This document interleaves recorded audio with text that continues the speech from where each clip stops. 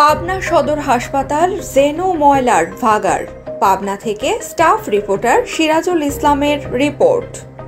পাবনা সদর হাসপাতাল যেন এক ময়লার ভাগাড়।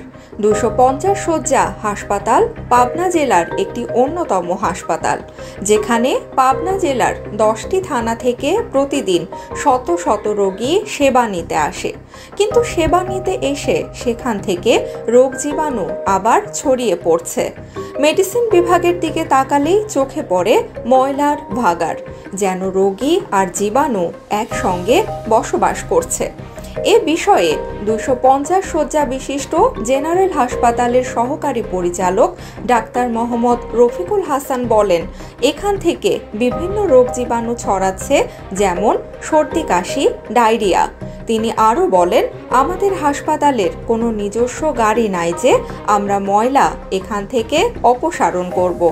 এখান থেকে ময়লা 7 দিন, 2 সপ্তাহ, কোনো সময় 1 মাসও লেগে যায় ময়লা অপসারণ করতে। ফলে ময়লা পচে দুর্গন্ধ বের হয়। তিনি আরও বলেন, এ বিষয়ে পৌরসভার সাথে যোগাযোগ করলে কোনো ব্যবস্থা নেয়নি তারা। ময়লার যে জায়গাটা আছে, যেখানে আমরা ময়লা ফেলি আর কি, ময়লার যে আউটলেটটা দেখবেন যে বিভিন্ন রকম ময়লা বিভিন্ন জায়গায় ফেলার জন্য রং করা আছে। সেটা নিয়মিত আমরা ওইখানে আমাদের হসপিটালে যে ওয়েস্টগুলো ফেলি এবং নিয়মিত ওখান থেকে খালি করার কথা, ওখান থেকে পৌরসভার থেকে ময়লাগুলো নিয়ে যাওয়ার কথা। তো আমাদের যেহেতু আমাদের নিজস্ব কোনো ট্রাকও নাই, এটা পৌরসভারই দায়িত্ব। তো আমরা ময়লাগুলা পৌরসভা নিয়মিত নেয় না আমাদের কাছ থেকে।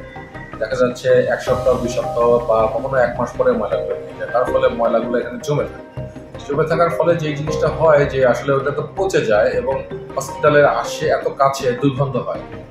দুর্গন্ধ হওয়ার ফলে মানুষ তো গন্ধেও কষ্ট পায় এবং জীবাণু, বিভিন্ন ধরনের জীবাণু এবং ছড়ানোর একটা সুযোগ আছে। যেমন আমাদের আমাশা, ডায়রিয়া এবং সর্দি, কাশি, নানা ধরনের জীবাণু ওখানে জন্ম নিতে পারে। এটা আসলে আমাদের নিয়মিত হসপিটাল, এত বড় একটা হসপিটালে তো ময়লা তৈরি হবেই, কিন্তু এটা নিয়মিত এখান থেকে খালি করার ব্যবস্থার বিকল্প নেই।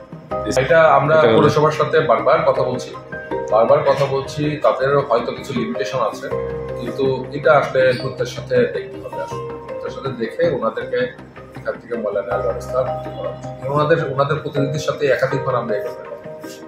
এ বিষয়ে পৌরসভার দায়িত্বে থাকা অতিরিক্ত জেলা প্রশাসক মোহাম্মদ জাহাঙ্গীর আলমগীরের সাথে মুঠো ফোনের মাধ্যমে যোগাযোগ করলে তিনি বলেন, এ বিষয়ে আমার জানা নাই, আমি জেনে ব্যবস্থা নেব।